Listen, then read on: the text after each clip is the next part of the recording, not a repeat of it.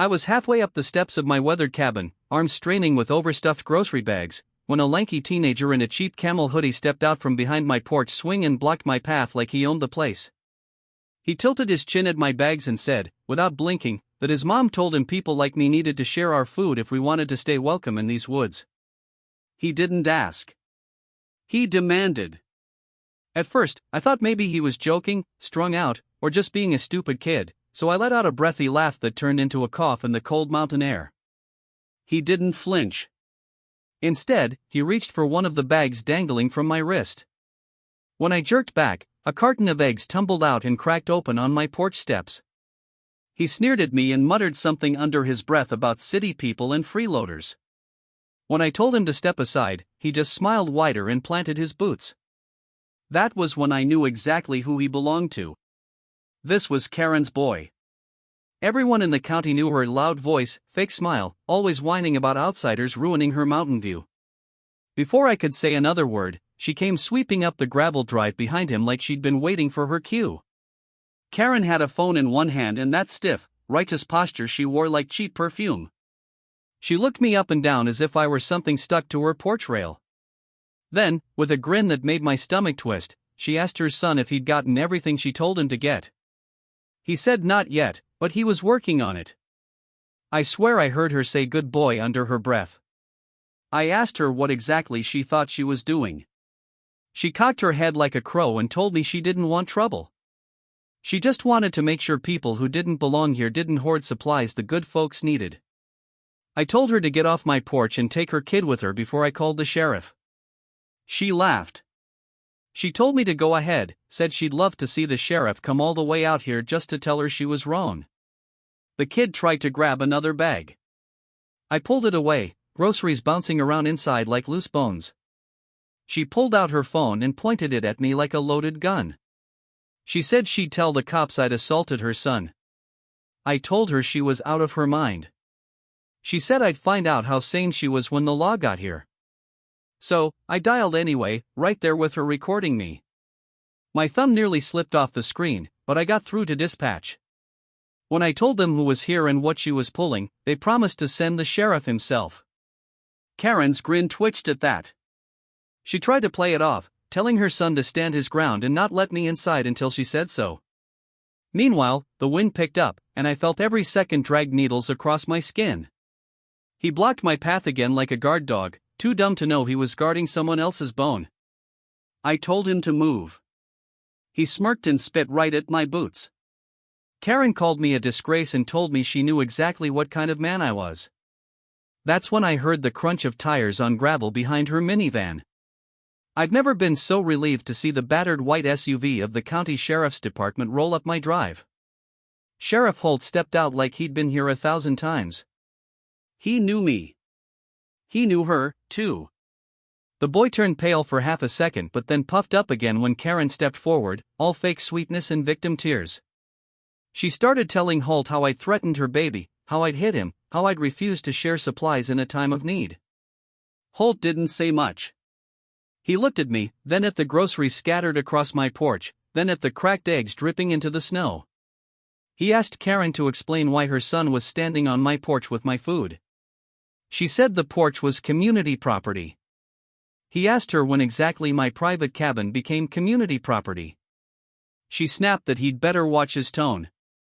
That's when Karen's boy piped up again, muttering something nasty about people like me and the sheriff both. Holt's face hardened. He told me to go inside and stay put for a bit. So, I stepped over my busted eggs and watched through the window as Karen got louder and louder, jabbing her phone in Holt's face, telling him he was in on it. He was a traitor. She'd called the state police, the news, whoever it took.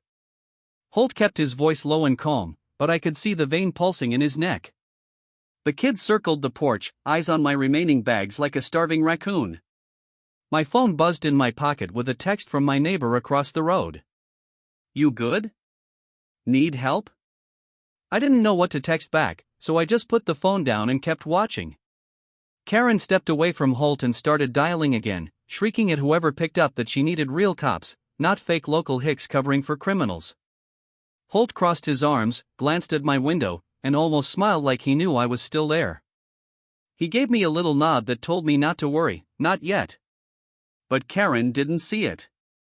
She was too busy pacing circles in my yard, her voice rising like a siren that wouldn't stop, dragging her son behind her like a prize she was trying to show off. I stood there with my groceries half smashed on the porch and wondered how in the world one loud, clueless woman and her brat could make a man feel like a trespasser in his own cabin.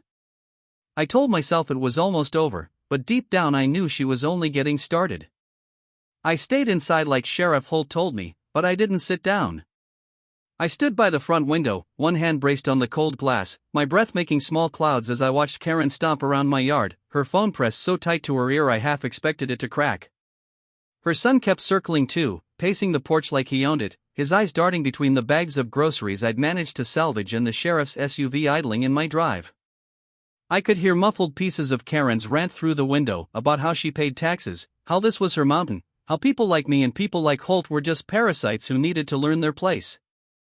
I wondered if she'd ever hear herself the way the rest of us did. Holt leaned against his cruiser with that tired look he always got when he knew someone was about to dig their own grave and he just had to wait and watch. Karen's son kicked at the smashed eggs on the porch steps, sending shells and yolk into the snow where they looked like pale yellow bruises against the white. I wanted to step out and clean it up, but I wasn't about to give that boy another chance to lunge for my bags. So, I stayed where I was and tried not to let my pulse jump every time Karen shrieked. Holt said something I couldn't hear, calm as ever. Karen threw her hands in the air, phone still clamped between her shoulder and cheek. I thought for a second she might actually stomp her foot like a toddler, but she caught herself, smoothed her hair down, straightened her coat. Then she turned her back to Holt and started pacing toward my truck.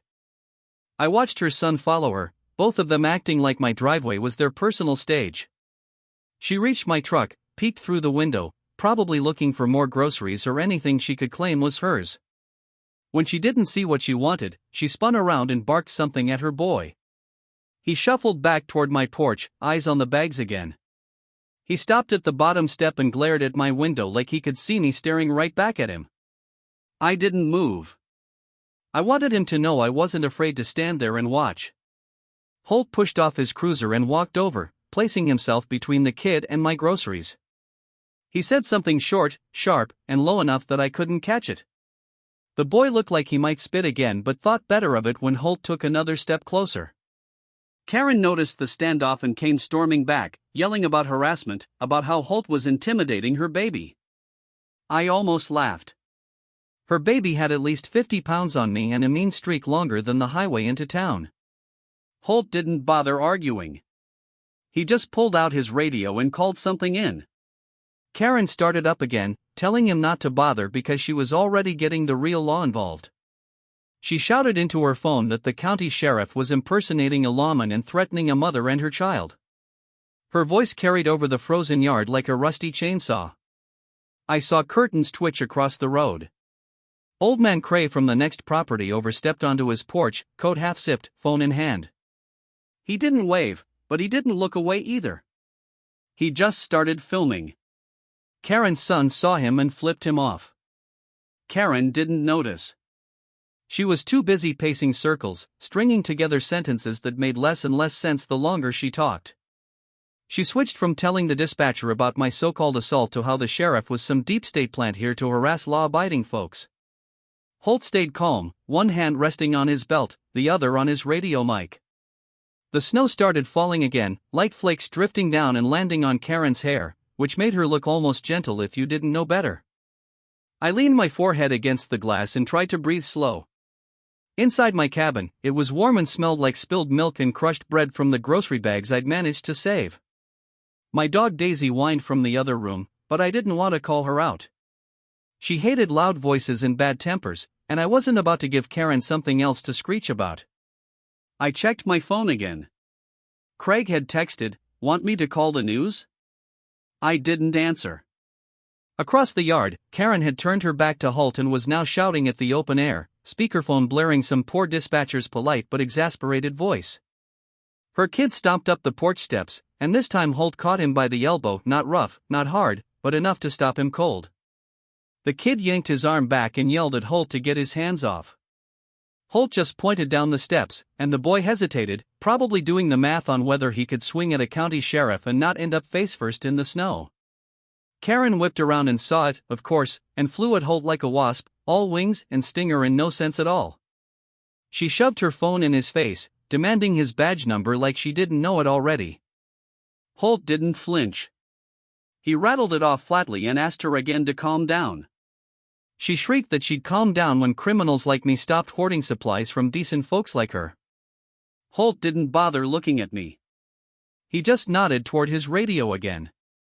Karen's son tried to slip around him, one eye on my bags. I nearly banged on the window, but Holt saw it and blocked him again, hand firm on the kid's chest this time.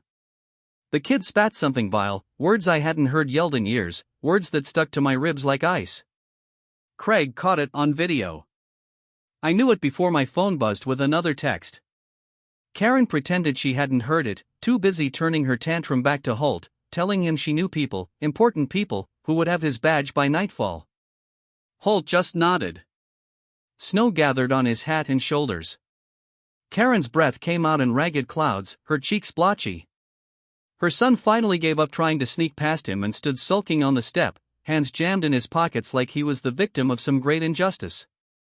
I backed away from the window and rubbed my face. My groceries sat in a sagging pile by the door, half my eggs ruined, bread flattened under a bottle of juice. I thought about making coffee, but I knew if I turned my back for even a second, they'd be up to something new. So I stood there and watched the snow collect around Karen's feet, her wild voice echoing off the trees like an old record stuck on the same scratch. Holt didn't shout, didn't flinch, didn't threaten. He just waited. I had no idea what he was waiting for, but part of me hoped it was something good, something big enough to make her think twice before she ever stepped foot on my land again. But deep down, I knew people like her didn't think twice. They just found new ways to scream. I don't know how long I stood there watching, but by the time I noticed, the sky had turned the deep bruise gray that promised more snow by nightfall. My feet ached from standing still. My jaw hurt from clenching my teeth every time Karen's son spat in the sheriff's direction like he was daring the man to cuff him. Holt stayed planted by the bottom of my steps, arms crossed now, his breath misting in steady, calm bursts while Karen stormed around the driveway, dragging her kid behind her when she needed him to be her little prop. The sound of tires crunching over the frozen gravel made me lean closer to the window. For a split second, I wondered if Karen's endless screeching had actually worked, that maybe the state boys were here to tell Holt to pack it up and let her play queen of my cabin. But the battered county tow truck came into view instead, big orange lights blinking like Christmas decorations against the dull sky. Holt said something to his radio, then stepped aside as the truck pulled up right behind Karen's minivan, boxing it in against the snowbank she'd backed into my yard hours ago. Karen's head snapped around so fast I thought she'd wrench her neck. She lunged for the tow driver before the man had even climbed out, waving her arms so wildly the driver held both palms up like he was warding off a wild animal. I couldn't hear her words, but I could guess by the way her son's shoulders hunched that she was threatening lawsuits, police complaints, maybe telling the driver she'd ruin his business if he so much as scratched her precious van. The driver just nodded slowly and turned to Holt like he'd seen this movie before. Holt didn't yell or even raise his voice, just pointed at the minivan and then at my torn-up yard where Karen's tires had left deep ruts through the snow and half the frozen flower bed I'd barely managed to plant last spring. Karen switched tactics so fast my head spun. One second she was fire and brimstone, the next she was weeping into her sleeve, talking about how unsafe she felt with a strange man threatening her baby's only ride home.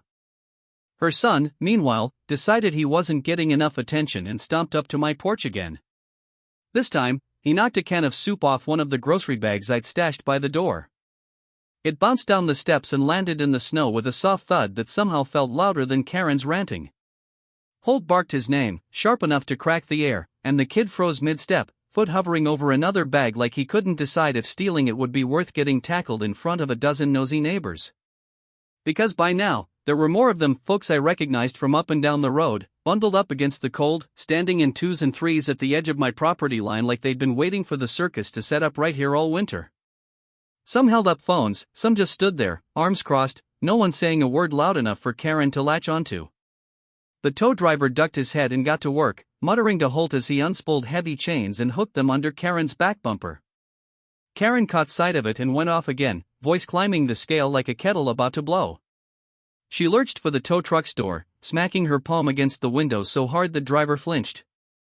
Holt stepped in then, not rough but firm, easing himself between Karen and the tow rig. Her son saw the opening and made a beeline for my bags again. This time, I didn't wait.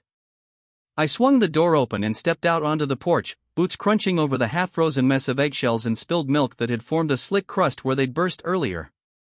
Karen's boy spun around when he heard the door slam behind me. He looked at me, at my groceries, then at Holt, like he was checking if he could get away with it. I shook my head slowly. He curled his lip, spit at my boots again. I didn't flinch.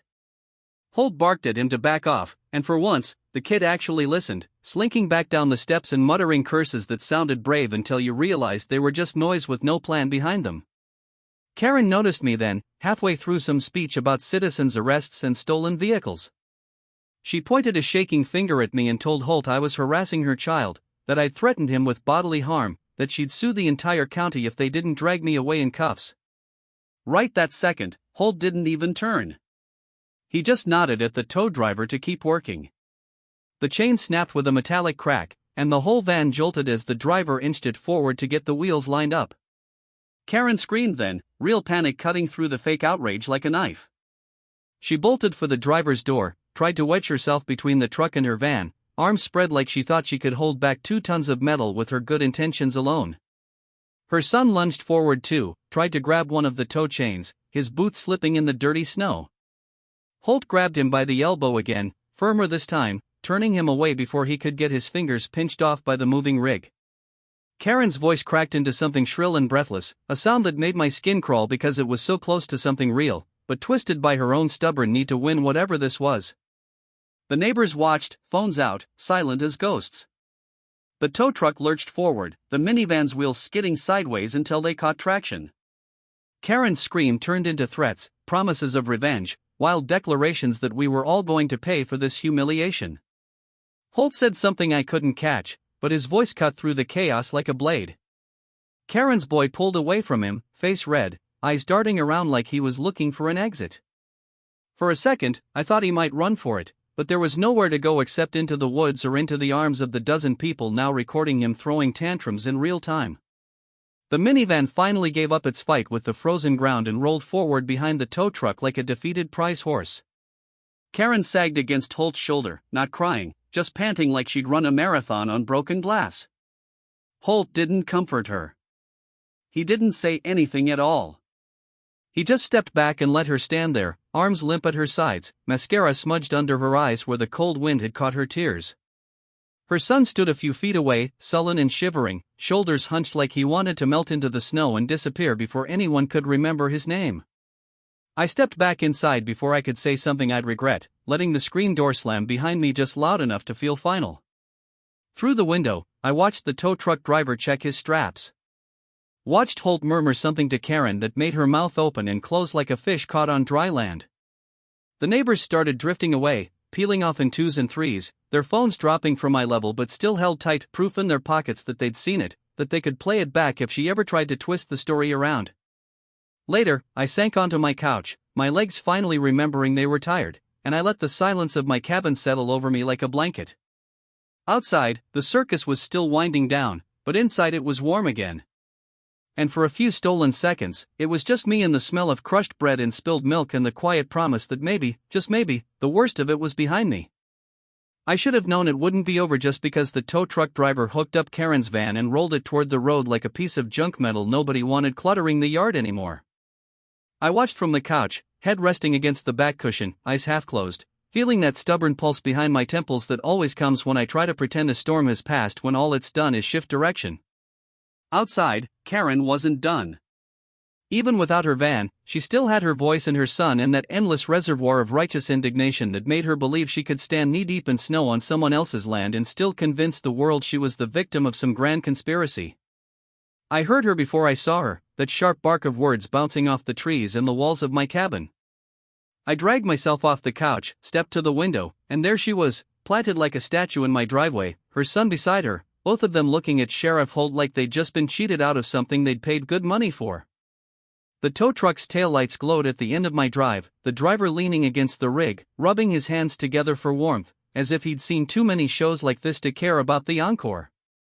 Karen had her phone again, brandished high like a torch.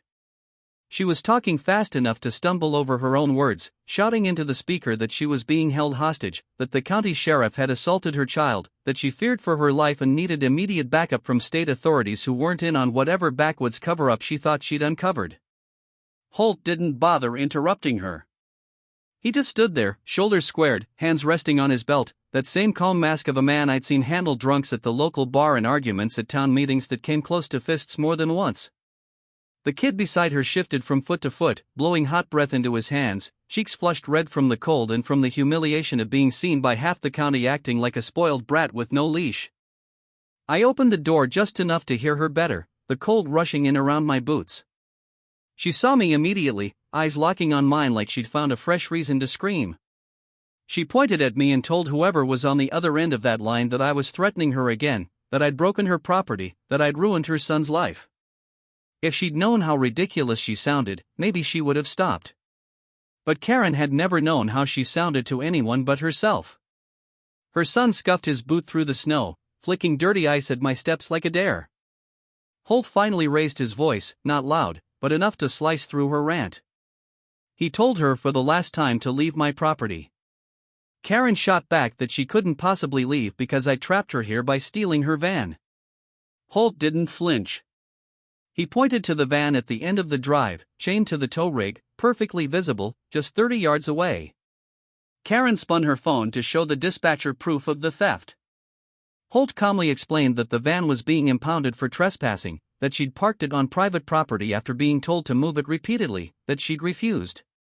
Karen talked right over him, a river of half-formed accusations that twisted my stomach because I knew people like her could talk themselves into believing their own stories if they said them loud enough and long enough. She turned to her son, grabbed him by the shoulder, squeezed so tight his coat bunched up around her fingers. She hissed something at him that I couldn't hear, but whatever it was, it made him straighten up, puff out his chest, lift his chin like he thought maybe this was his moment to show everyone he was more than just a sullen kid who broke other people's eggs and called names when the grown-ups weren't looking. He looked Holt dead in the eye and started spouting off words that didn't belong in the cold air, slurs that had no place on my porch or in my woods or anywhere else for that matter. He threw in threats, too, telling Holt he'd regret putting his hands on him, telling me he knew where I lived, like that was supposed to scare me when I was standing inside my own cabin, watching him from my own doorway. Holt didn't say a word. He just stepped closer, big enough and calm enough to make the boy's voice crack halfway through his next insult. Karen didn't flinch when her son spat hate like spoiled meat. She stood there, beaming at him like he'd just recited a prize-winning poem. The tow truck driver shifted uncomfortably at the end of the drive, probably wishing he'd brought a second man or at least a hot coffee for the wait. Holt told Karen's son to stand down. The boy laughed, sharp and ugly, and took a step toward me. I didn't back up. My knuckles tightened around the doorframe, but I held my ground. Holt moved in before he could reach the porch, placing a hand square in the middle of the boy's chest, calm and firm, voice low enough I couldn't catch it, but clear enough to stop the boy in his tracks. Karen exploded. She lunged forward, phone forgotten, shrieking about police brutality, about how Holt was assaulting her baby, about how all of us were conspiring to ruin her good name. She shoved Holt's arm with both hands, her voice splitting the winter air like an axe hitting frozen wood. Holt didn't shove back. He didn't even step away. He just called over his shoulder for the tow driver to hold up a second. The driver raised an eyebrow, leaned back against his rig, clearly not planning on getting in the middle of this if he didn't have to. Karen kept shoving, small frantic pushes that didn't budge Holt an inch but made her look like she'd lost what little sense she'd been clinging to. Her son tried to twist away, tried to slip Holt's grip, and when that didn't work, he started swinging wildly, fists flailing more at the air than at anything solid. Holt caught one of those flailing arms without breaking stride, turned the boy around, and locked his wrist so gently it was almost kind, if you didn't know how many fights Holt had broken up in his day. Karen lunged for them both, grabbed Holt's shoulder, tried to wrench him backward like she thought she could physically separate them through sheer force of will. Holt's patience snapped then, not his calm, not his words, just that thin thread that held him rooted in place while Karen screamed like a banshee in broad daylight. He raised his voice just enough for everyone on the drive, in the woods, across the road to hear. He told her to step back, told her she was obstructing an officer, told her she was seconds away from being arrested for more than just trespassing and disturbing the peace. Karen didn't believe him. I could see it in her eyes, that stubborn gleam that said the rules didn't apply to her, not when she'd come this far. She shoved him again, harder this time, so hard she nearly lost her balance and fell into the snow. Holt let her go, steadying himself without touching her. The boy squirmed under Holt's grip, spit flying as he cursed us all. The neighbors who drifted back to the road lifted their phones higher. Someone laughed, a short bark of disbelief that broke the tension just enough to remind me this wasn't some private nightmare. It was real, messy, and right here in my yard for everyone to see. Holt looked at me. The last thing I expected to hear that night was the sound of handcuffs, but the snap of steel on wrists cut through the cold air like a promise that maybe, finally, the circus was winding down. Sheriff Holt didn't raise his voice. He didn't have to. Karen's rant hitched midward when she felt the cuff slide around one wrist and then the other, her arm spin gently behind her back as if Holt was handling a cornered animal too skittish to know it was done fighting. Her son went dead silent when he saw the cuffs, his bravado folding in on itself like wet cardboard. For a second, he stood frozen, mouth hanging open like he couldn't believe the world had turned on them so completely. But the disbelief didn't last long. He spun on Holt with a half-snarl, half-whine that would have been funny if it hadn't been so sour, demanding he uncuff his mother, screaming about civil rights and fake charges, and how everyone was going to pay for humiliating his family like this. Holt didn't say a word to him. He just leaned down close to Karen, said something only she could hear, and she stiffened so hard I thought her knees would buckle. But she didn't drop. She just stood there, breathing hard, eyes darting around the yard at the handful of neighbors who hadn't fled back to their warm houses yet. The kid stomped his boot in the snow like a petulant child, his hands curling into fists at his sides. For a heartbeat, I wondered if he'd actually be stupid enough to take a swing at Holt while his mother was standing there cuffed and shaking. But the moment passed. He saw the phones recording, the tow truck's engine rumbling behind him, the deputy's cruiser lights cutting through the dusk, and that compulsion that told everyone the law wasn't leaving just because someone threw a fit. When he realized Holt wasn't going to let him step closer to me, he spit in the snow at his feet and turned away, shoulders hunched up like he wanted to disappear inside his oversized hoodie. Holt nodded to the tow driver, who climbed back down and gave the chain one last check. The van jolted forward, tires squealing against the icy patch under them before catching grip and rolling obediently behind the rig. Karen flinched when she heard the scrape of the hitch but didn't speak. She just glared at me like if she could pour all that venom into one look, she'd burn a hole clean through my cabin wall. I didn't move. I stayed standing in my doorway, arms crossed, one boot resting on the broken eggshells that were still crusted into my steps like a reminder of how all this started over a few bags of groceries and the wrong kind of entitlement. Holt stepped back just enough to speak with the second deputy who'd arrived without a word, slipping in behind the mess like a ghost with a badge.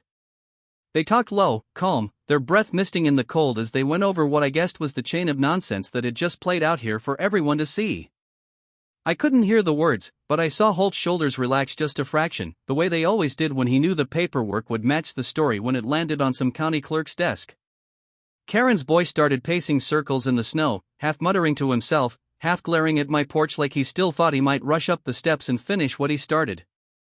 But his eyes kept flicking back to his mother, cuffed and quiet for the first time all night, and I saw the cracks form right there in front of me. He wasn't tough without her voice in his ear.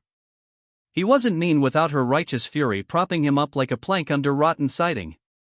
He was just a sullen kid with too much pride and too little sense, and I wondered if he even knew it yet. The deputy led Karen toward the cruiser, one hand light on her elbow like she might bolt if given half a chance. She didn't fight, though. She just moved stiff and awkward through the snow, her boots slipping once near the tire tracks where the van had been dragged free. She caught herself before she hit the ground, but for a flicker of a second, I saw it, that raw crack in her mask that said maybe this wasn't the show she'd planned at all. Maybe she thought she could just scare me out of my own food, bully the sheriff with the same shrill threats she used on neighbors, and then drive off into the night with her boy smug and spoiled in the passenger seat. But reality had teeth, and tonight it had sunk them in deep. Holt turned to her son then, voice so low I almost missed it under the crunch of snow and the faint rattle of the tow truck easing down the drive. He said something that made the boy's face twist up, rage fighting with shame behind the cheap veneer of teenage bravado. The kid threw one last look my way, spit in the snow again for good measure, then turned his back like he could pretend none of us existed. Holt didn't bother cuffing him. I could tell he didn't see the point. A kid like that, his real punishment was watching the show end with his mother packed into the back of a cruiser while half the county had the whole thing on their phones. The deputy nudged Karen's head down so she wouldn't bump it on the doorframe, and she vanished inside with only a muffled thud to mark the final word of her little performance. Holt walked up my steps then, careful not to slip on the busted eggs and the icy patch that had formed around them. He stopped at my door, met my eyes with that tired grin that meant he was already writing his report in his head. He said I did good by staying calm. Told me not to worry about the groceries or the mess on the porch. Said he'd file the paperwork himself to make sure Karen didn't come sniffing around with some cooked-up countersuit about harassment or false arrest. I asked him if she'd really try it. He laughed once, a soft bark that didn't carry far in the cold. He said she'd try, but it wouldn't stick. Folks around here had long memories in camera phones, and sometimes that was all the truth you needed. He glanced at the groceries by my feet, the torn bags, the busted bread, and ruined eggs. He clapped a hand on my shoulder, told me next time I should just call him sooner. Maybe order takeout instead of braving the town store when I knew Karen and her boy might be sniffing around for trouble. I didn't laugh with him, but I smiled enough to make the tension ease from my chest. The tow truck's lights disappeared down the road, the red brake glow fading between the pines. Karen's boy slouched after it, head down, shoulders drawn tight like a stray dog trying to look invisible. Holt told me he'd give the kid a ride home once he finished up here. Said it'd be better than letting him stomp off into the woods to nurse his bruised pride alone. I watched the last of my neighbors drift back to their porches, some waving as they turned away, others tucking their phones into pockets like little trophies. The wind picked up then, brushing fresh snow over the footprints and tire tracks and the scattered mess Karen had left behind. Holt said he'd see me at the next town meeting, same as always, same small nod when we both knew the stories folks brought into those